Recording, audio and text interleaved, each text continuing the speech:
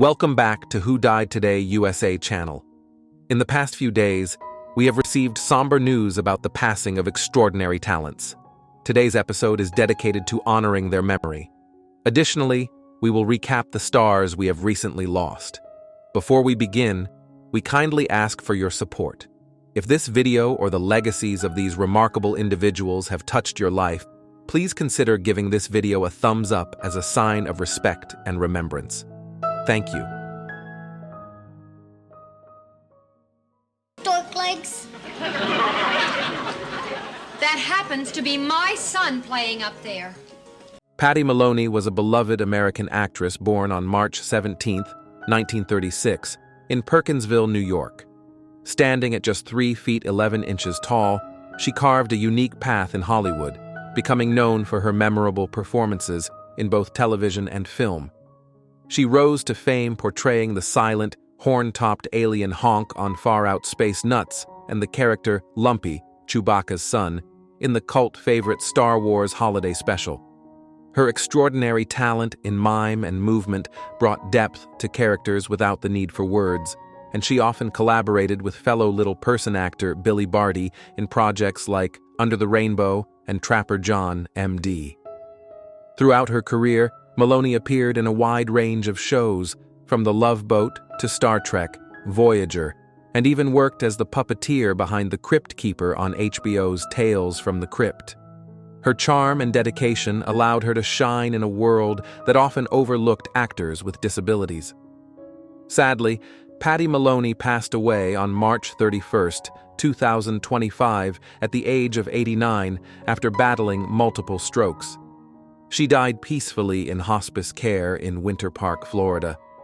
Her passing marks the end of an inspiring life and career, but her contributions to entertainment continue to resonate with fans across generations.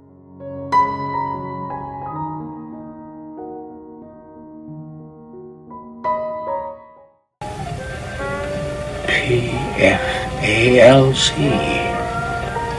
Foxx. Bruce Glover was a gifted American actor born on May 2, 1932, in Depression-era Chicago.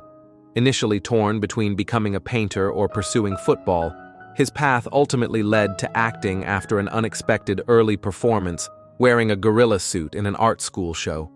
Drafted into the U.S. Army during the Korean War, Glover returned to pursue the stage, making his Broadway debut in the 1960s alongside legends like Bette Davis in The Night of the Iguana and Anne Bancroft in Mother Courage and Her Children. Glover rose to fame for his unforgettable character roles in film and television. He captivated audiences as the menacing Mr. Wint in the James Bond classic Diamonds Are Forever, 1971, opposite Sean Connery, and delivered a memorable performance as Duffy in Roman Polanski's Chinatown, 1974, starring Jack Nicholson. His screen presence extended across decades, with roles in Walking Tall, Hard Times, and Ghost World, as well as appearances in iconic series like The $6 Million Man, Chips, and The Streets of San Francisco. Throughout his life, Glover also collaborated with his late wife Betty and son Crispin Glover, a well-known actor himself, most notably in the indie film It Is Fine. Everything is Fine. Bruce Glover passed away peacefully of natural causes on March 12, 2025, at the age of 92. His death was confirmed by Crispin through a heartfelt tribute on Instagram. Glover leaves behind a rich legacy of commanding performances and a unique presence that left an indelible mark on American cinema and television.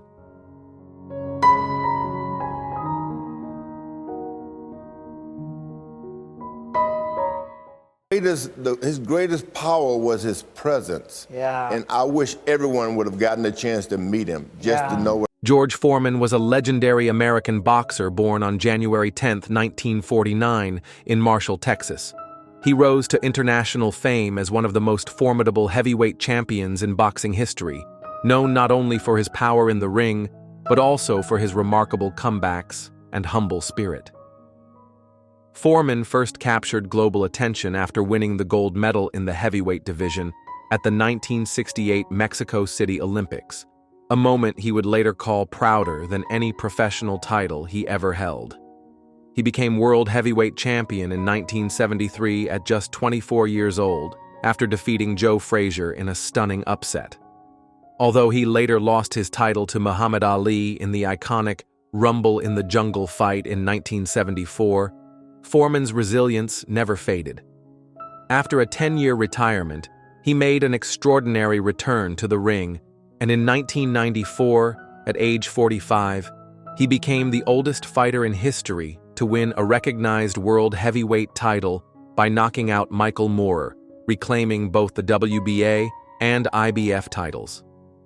Outside of the ring, Foreman was known as a devout preacher, a devoted family man, and a man of faith and generosity. His family described him as a symbol of strength and compassion, someone who lived his life with purpose, humility, and unwavering conviction. George Foreman passed away peacefully on March 21, 2025, at the age of 76, surrounded by his loved ones. His death prompted tributes from across the boxing world, including a heartfelt message from Mike Tyson, who honored Foreman's legacy as a champion and humanitarian. His story remains one of perseverance, redemption, and greatness that will never be forgotten.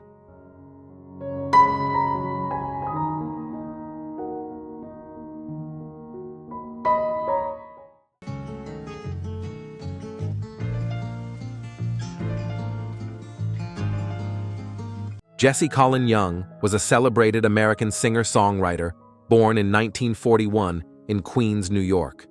Trained in classical guitar, he found his voice in the heart of the 1960s counterculture as the frontman of the Youngbloods, the band that immortalized the peace anthem "Get Together."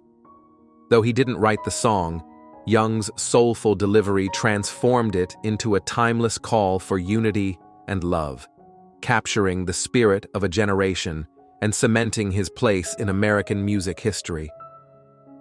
Following the band's breakup in 1972, Young launched a successful solo career, blending folk, rock, blues, and jazz with socially conscious lyrics and rich vocals.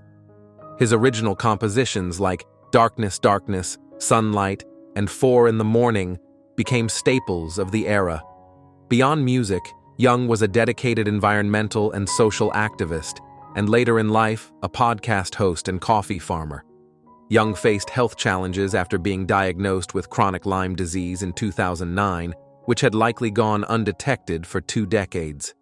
Despite this, he returned to music in his later years, inspired by performing with young musicians, including his son. Jesse Colin Young passed away at his home in Aiken, South Carolina, on March 16, 2025, at the age of 83. His death was confirmed by a family representative. He leaves behind a legacy of music that continues to inspire messages of peace, harmony, and compassion.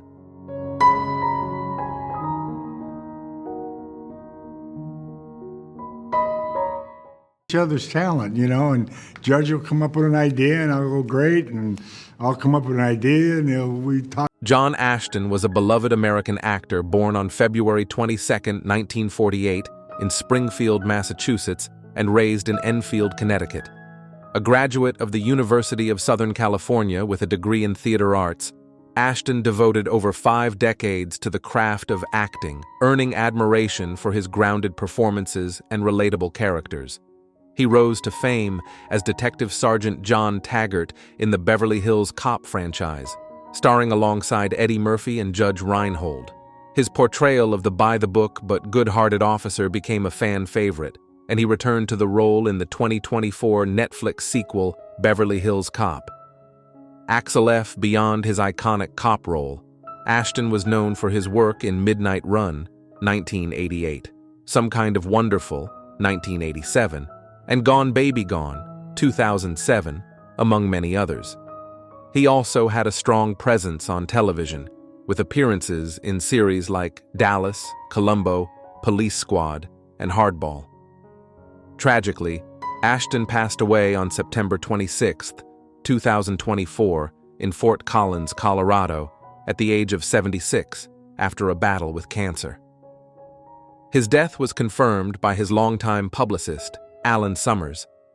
Ashton is remembered not only for his enduring screen presence, but also for his warmth as a husband, father, and grandfather. He is survived by his wife, Robin Hoy, children, stepchildren, and grandson. His passing leaves a void in the entertainment world, but his legacy of heartfelt performances and dedication to the craft will continue to inspire generations to come.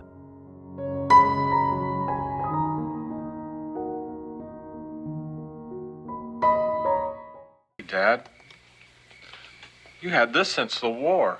Everybody. God bless us. Steve Martin, the curious genius of comedy, loneliness, and late-life joy. Where is Steve now? Steve Martin has long been known as one of the most original minds in American entertainment, a man of contradictions and immense talent, a comedy icon with a banjo in hand, a writer who finds solace in silence, and a performer whose brilliance often masked deep personal struggles.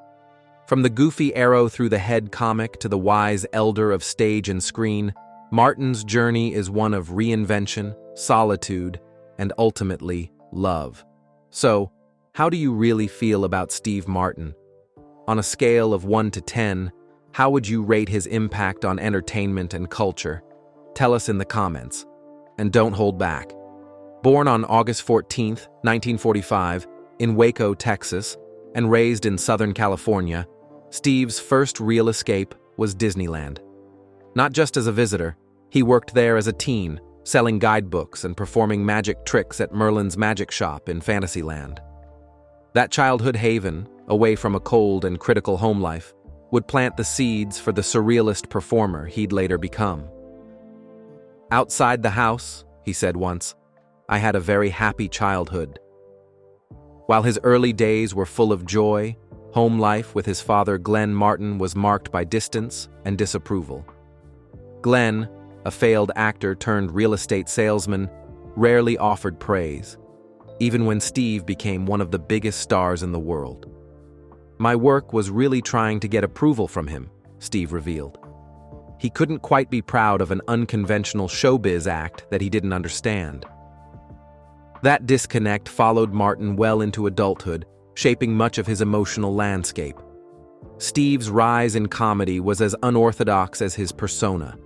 After brief stints in college studying philosophy, which subtly infused his future work, he found a foothold writing for the Smothers Brothers Comedy Hour, thanks to an ex-girlfriend who nudged him toward the opportunity. That gig earned him an Emmy and launched his unique comedic voice. But it wasn't easy. His brand of absurdist, anti-joke comedy was often misunderstood. He bombed in nightclubs, performed at drive-ins where laughs came as honks, and once considered quitting by the age of 30 if he didn't make it. Just in time, he did. By the late 1970s, Martin had skyrocketed to fame. His stand-up albums went platinum, Saturday Night Live appearances became legendary, and his surreal, banjo-playing, balloon animal-wielding stage persona was magnetic. He even led entire audiences out of theaters, once directing them into an empty swimming pool where he performed an impromptu encore. But for all the laughter he inspired, Martin was haunted by loneliness. "I was very isolated," he confessed. "Your own silence is not there for you." That loneliness would linger. Despite dating luminous talents like Bernadette Peters and marrying actress Victoria Tennant in 1986, the disconnect remained. His father's dismissal of his breakout film, The Jerk, calling him no Charlie Chaplin, echoed painfully. Martin sought solace in music, becoming an accomplished banjo player, winning Grammys in bluegrass and roots music, and eventually writing musicals like Bright Star with collaborator Edie Brickell. But his greatest act of reinvention came off-screen. In 2007, at the age of 62, Martin married writer Anne Stringfield. The relationship marked a turning point. Quiet, thoughtful, and fiercely private, Stringfield offered the grounding Martin had always needed. In 2012, at age 67, Martin became a father for the first time. That late-in-life chapter, one he'd never expected, changed everything. "The first time I saw true love in my life," he said in a recent interview, "was when Anne looked into our daughter's face. There was no one else on the planet." Steve now devotes much of his time to being a dad, teaching banjo, recording silly video messages, and letting his daughter style his famously white hair. As his sister Melinda put it, "This child will never not know love."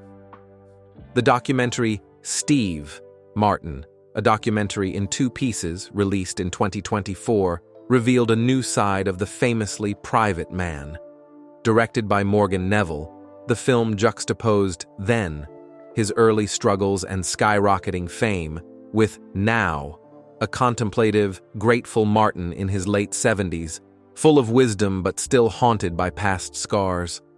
Viewers watched as Steve reminisced about his friendship with John Candy, moved to tears remembering a powerful scene cut from planes, trains, and automobiles. They saw how close his bond remains with Martin Short, his best friend and creative partner, who teased him lovingly, "For 50 years there, you were a real PK." And they heard candid reflections on fame, fatherhood, and what it means to finally find peace. Martin's passion for art, visual as much as musical, remains a strong thread in his life. His impressive collection includes pieces by Picasso, Lichtenstein, and Hopper. "Are you aware," a friend asked him in the film, "that everything you collect has in common a quality of plaintive isolation?" That observation rings true. Much of Martin's work, from his early comedy to his plays and novels, explores themes of longing, detachment, and the need to be understood. But despite decades of struggle with identity and loneliness, Martin's later years are defined by contentment. He has what he calls a relaxed brain now, no longer chasing approval, fame, or artistic perfection. "I'm not out to prove anything," he says. "I love my life." In Only Murders in the Building, his hit Hulu series with Selena Gomez and Martin Short, Martin plays a lonely has-been with a hidden heart, a character not unlike himself. The show has earned him a new generation of fans and critical acclaim. Still, Martin has hinted that his time in front of the camera may be winding down. "If Marty died, I would probably stop," he told Jerry Seinfeld during a conversation in the documentary. His joy now lies in stillness and in the quiet fulfillment of fatherhood. So, where is Steve Martin now? He's not chasing the spotlight. He's not crafting another stand-up tour or writing a tell-all memoir. Instead, he's doing the most rebellious thing a man like him can do, living quietly, joyfully, and on his own terms. At 78, Steve Martin has become everything he was never allowed to be as a child: affectionate, expressive, and deeply loving. His daughter will grow up knowing a different man than the one audiences once saw with balloons in his ears. And through her, his legacy, not just of laughter, but of humanity, will live on. His journey has taken him from the lights of Las Vegas to the solitude of a banjo in his living room. From SNL's wild stage to the quiet halls of his art collection. From being the wild and crazy guy to being simply a dad, a husband, and a man at peace. What part of Steve Martin's story touched you most? Do you see yourself in his search for purpose, or perhaps his later-in-life awakening? Drop your thoughts in the comments below. We'd love to hear how Steve's work or story has inspired you. Because maybe, just maybe, the best stories aren't the loudest ones. Sometimes they're the quiet triumphs of becoming your best self after a lifetime of pretending to be someone else.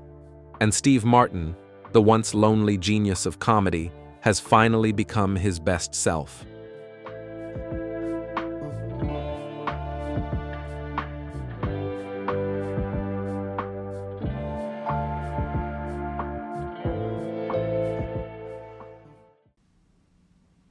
How much time?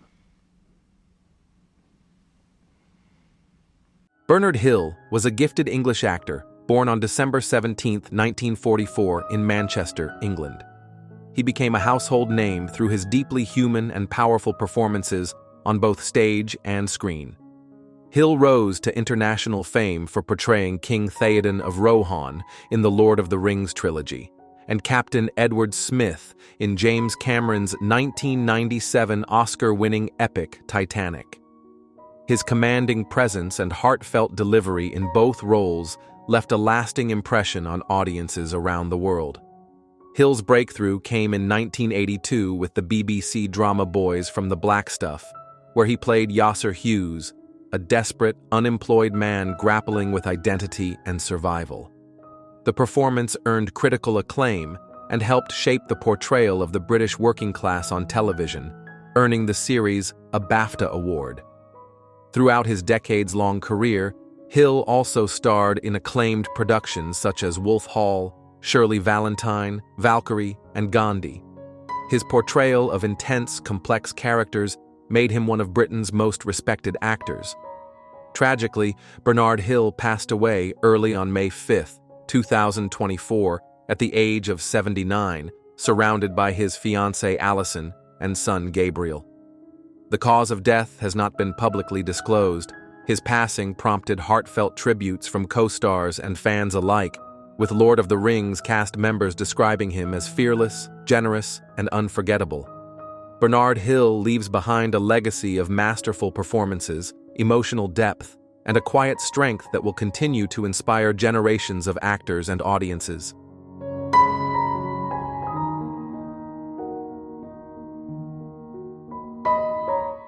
Captain, question everything. And don't let them keep you on Enterprise. The answers you need are on Vulcan. And how... Gary Graham was a talented American actor born on June 6, 1950, in Long Beach, California. With a career spanning over 4 decades, he became best known for his role as Detective Matthew Sykes in the cult classic sci-fi series Alien Nation, where he portrayed a human detective partnering with an extraterrestrial to solve crimes. His performance earned him a devoted fan base and led to several follow-up films throughout the 1990s, solidifying his place in science fiction television history. Graham also became a beloved figure in the Star Trek universe, most notably as Ambassador Soval, the Vulcan envoy to Earth, in Star Trek Enterprise. He appeared in several other Star Trek productions, including Voyager, Of Gods and Men, Renegades, and Axanar, showcasing his versatility in portraying complex alien characters with depth and nuance. Outside of science fiction, Graham impressed audiences with roles in Hardcore, 1979, All the Right Moves, 1983, and various television appearances including Ally McBeal, Moonlighting, and Jag. He made his directorial debut with the film Interviews in 2008. Tragically, Gary Graham passed away on January 22, 2024, at the age of 73 after suffering cardiac arrest in Spokane, Washington. He is survived by his wife Becky, daughter Haley, and extended family. His ex-wife, Susan Lavelle, remembered him as a passionate actor, devoted father, and kind soul with a sharp sense of humor. Graham's passing is a great loss to the science fiction community and the entertainment world at large. He leaves behind a legacy of bold performances, heartfelt characters, and enduring fan admiration.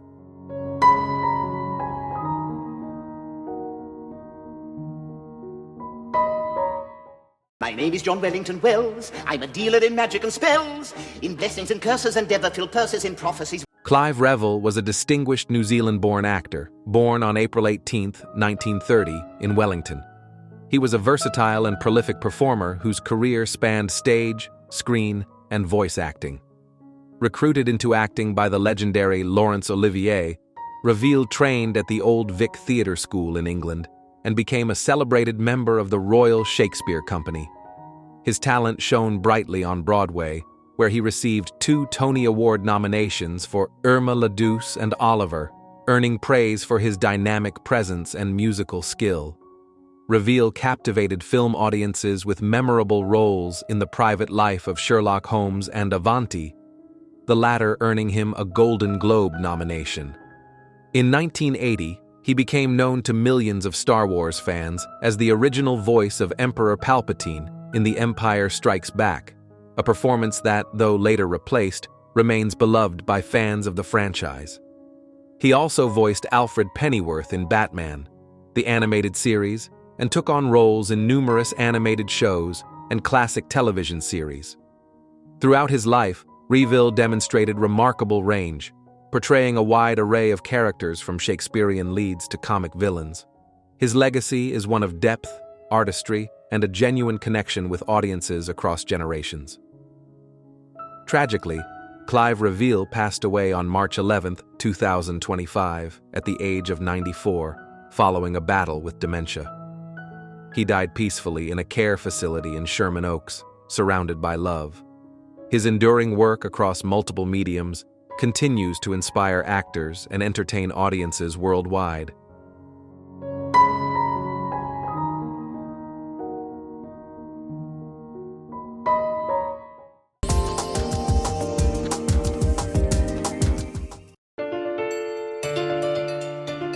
Denis Arndt was a gifted American actor born on February 23, 1939, in Issaquah, Washington.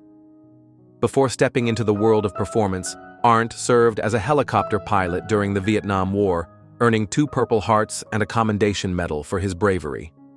His journey into acting began unexpectedly when a friend encouraged him to audition for a local play, sparking a second career that would span decades across stage and screen.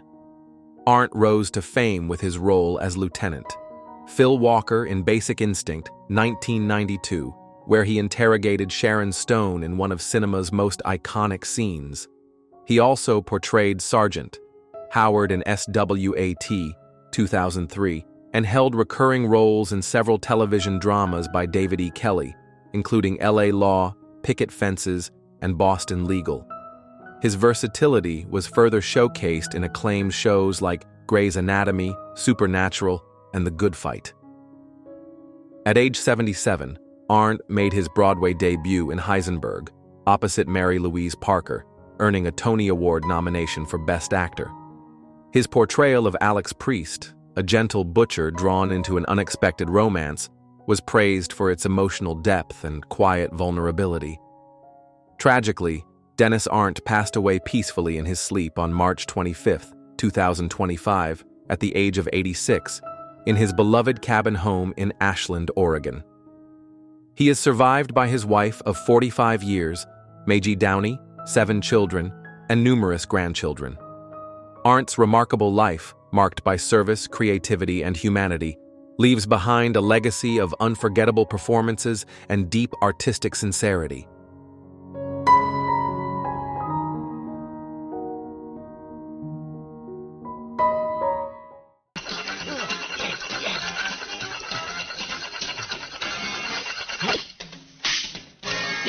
Richard Norton was a gifted Australian actor, martial artist, and action choreographer, born on January 6, 1950, in Croydon, a suburb of Sydney. He began training in judo and karate at a young age and went on to master various martial arts, including Brazilian Jiu-Jitsu, Aikido, and Muay Thai. His early career as a security guard for stars like the Rolling Stones, ABBA, and David Bowie eventually led him to Hollywood, where his martial arts expertise and magnetic screen presence earned him roles in more than 80 films. Norton rose to fame in the 1980s through action films such as The Octagon, where he battled Chuck Norris, and later became a prominent figure in Hong Kong cinema, appearing alongside Jackie Chan and Sammo Hung in City Hunter and Twinkle, Twinkle, Lucky Stars.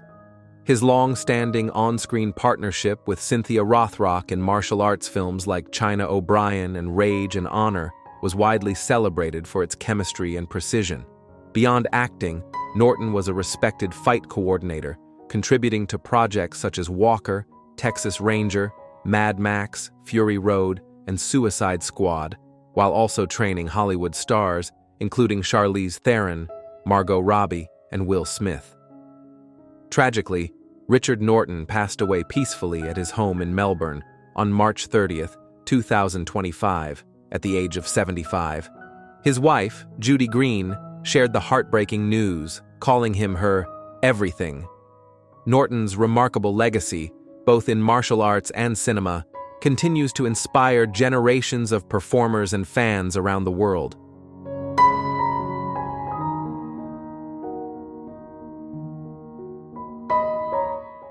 Carole D'Andrea was a gifted American actress, singer, and acting teacher, best remembered for her portrayal of Velma in the legendary musical West Side Story.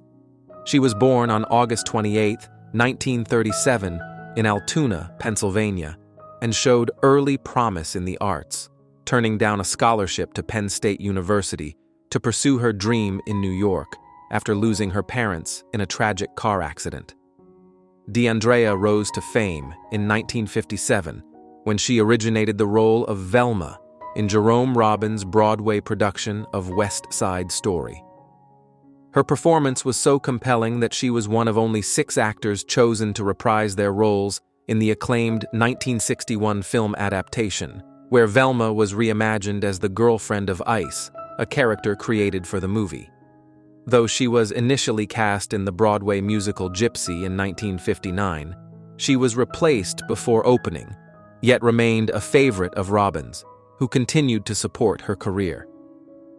After marrying Tony Award-winning actor Robert Morse in 1961, D'Andrea stepped away from the spotlight to raise their 3 daughters. In the 1990s, she returned to the industry as a respected acting teacher in New York and later in Hollywood, continuing to teach until shortly before her death. Carole D'Andrea passed away peacefully on March 11, 2025, at the age of 87 from heart failure at her home in Santa Monica. She died on the 44th anniversary of her sobriety, a date she described as the day that changed my life. Her legacy lives on through her family, her students, and her unforgettable contributions to stage and screen.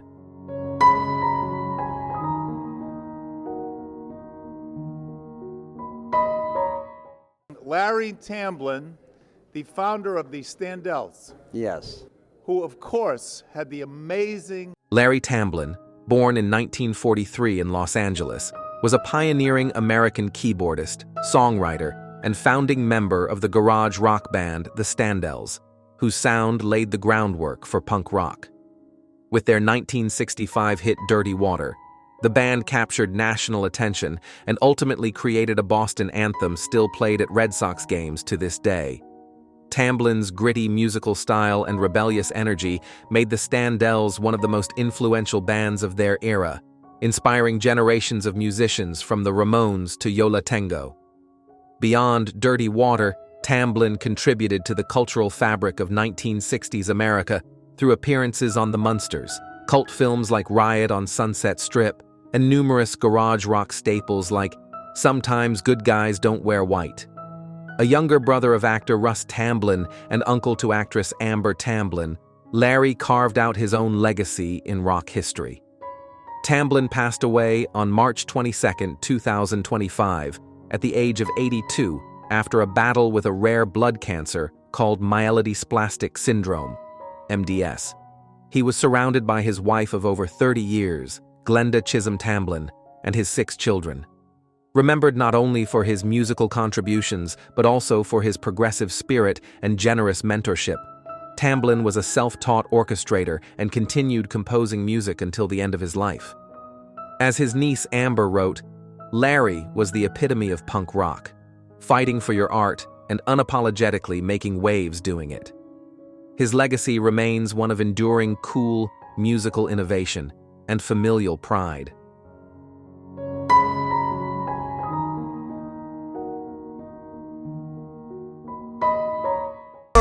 Nigga, lick, hit a bitch, get her, quick flipper, pot whipper, dope dealer. Young Scooter was a prominent American rapper born Kenneth Edward Bailey on March 28, 1986, in Atlanta, Georgia. He rose to fame in the early 2000s through his collaborations with hip-hop heavyweights like Future and Gucci Mane. His gritty lyrics and authentic Southern street style gained him widespread recognition, particularly with the 2013 mixtape Street Lottery, which featured appearances from Young Dolph and Chief Keef. Known for his close ties to Atlanta's Zone 6 and his work under Future's Free Bands label, Scooter became a respected voice in trap music, consistently praised for his raw delivery and relentless work ethic. Tragically, young Scooter passed away on March 28, 2025, his 39th birthday, under shocking and heartbreaking circumstances. According to the Fulton County Medical Examiner's Office, his death was ruled accidental, resulting from a penetrating injury to the right thigh, sustained while fleeing from police. The injury occurred as he jumped a fence and made contact with wooden debris, causing massive blood loss. Despite initial rumors of a shooting, authorities confirmed that no firearms were used and no force was applied by police officers. His death followed a false 911 call reporting a violent domestic incident at the home he was visiting. A woman named Demetria Spence was later arrested and charged for making the fake emergency call, which indirectly led to his fatal attempt to escape. Young Scooter's untimely passing stunned the music community and his devoted fans, cutting short the life and career of a rapper whose voice resonated with authenticity and resilience.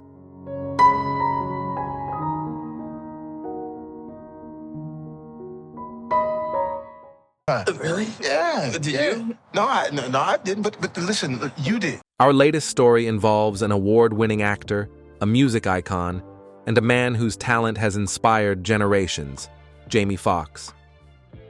Do you admire Jamie Foxx and his performances in movies like Ray, Collateral, and Django Unchained? On a scale from 0 to 10, how would you rate him as an actor? Tell us in the comments. Your opinion matters, and we'd love to hear it. Now let's talk about something far more serious than any red carpet or film set. In April 2023, Jamie Foxx faced one of the scariest moments of his life. The kind of life-altering event that reminds us all of how fragile even the strongest among us can be. Until recently, the public only knew that he had been hospitalized and was recovering. But now, through his emotional Netflix special, Jamie Foxx, What Had Happened Was, the truth is out, and it's far more harrowing than anyone imagined. With tears in his eyes and raw vulnerability, Jamie stood before a crowd and confessed what really happened. "I had a headache," he began.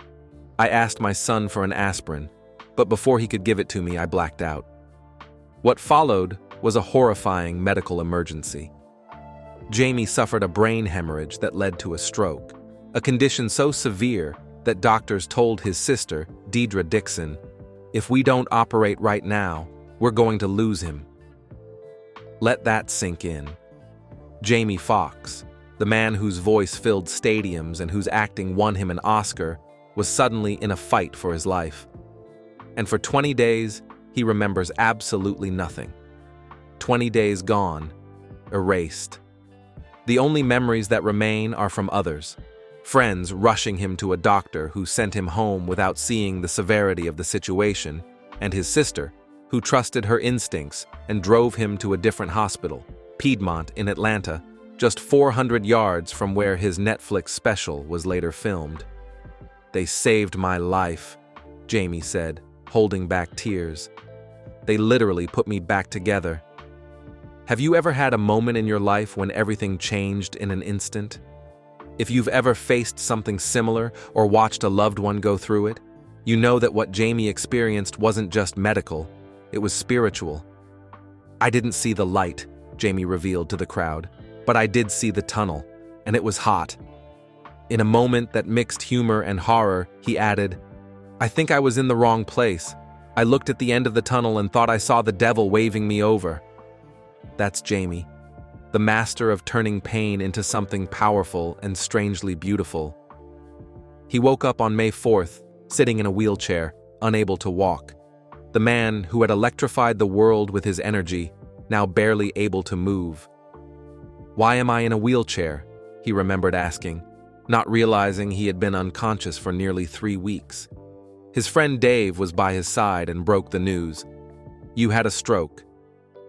At first, Jamie thought it was all a joke. "Jamie Foxx don't have a stroke," he said to himself, trying to process the cruel twist of fate. But reality hit hard. He had lost control of his body. The days of dancing on stage or running across a film set were suddenly uncertain. Yet, even in that dark space, there was light. There was music. One of the most moving parts of Jamie's story is the role his daughter played in his recovery. While he was unconscious, she would come into his hospital room and play guitar for him every day. Jamie said he doesn't remember much from those 20 days, but he remembers the sound of her music. And somehow, in the silence of his coma, that music reached him. That music saved him. Can you imagine that? The love of a child breaking through the walls of unconsciousness. That's the kind of moment that reminds us what really matters in life. And Jamie didn't stop fighting. After waking up, he was transferred to a rehabilitation center where he had to relearn how to move, speak, and regain control of his motor skills. He described the process as painful, exhausting, and humbling, but never impossible. And as fans, seeing him return to the stage in October 2024, just months after his near-death experience, was nothing short of a miracle. In that show, he said it best. This wasn't just a medical scare. It was my rebirth. A man who had conquered Hollywood now had to conquer his own body. Throughout his ordeal, Jamie never lost his humor, his humanity, or his heart. He joked about the doctor who misdiagnosed him. He laughed about seeing the devil at the end of the tunnel. And he cried about the people who stayed by his side, his sister Deidre, his daughters Corinne and Annalise, and the incredible medical team at Piedmont Hospital. So what does this mean for Jamie Foxx now? It means gratitude. It means purpose. It means slowing down, reassessing life, and choosing to live not for the spotlight but for love, connection, and legacy. On Instagram, Jamie shared after his October show, "My heart and soul are full of joy. I needed this stage, and I needed this audience. I haven't been on stage in 18 years, but you reminded me who I am." And he is Jamie Foxx, the survivor, the storyteller, the man who made us laugh in Horrible Bosses, made us cry in Ray, and made us believe in second chances. His journey is a powerful reminder that even the strongest can fall. But the strength lies in standing back up. His story isn't just about a stroke. It's about resilience. It's about family. It's about faith. Faith in something bigger, and faith in oneself. So we ask you again, how do you feel about Jamie Foxx? Has his journey inspired you? Share your thoughts below. Let's celebrate the life, legacy, and comeback of a true icon. Because when a man like Jamie stares death in the face and lives to tell the story with tears, laughter, and a song in his heart, that's a story worth remembering. Welcome back, Jamie. The world missed your voice, and now that you're here, we're listening closer than ever.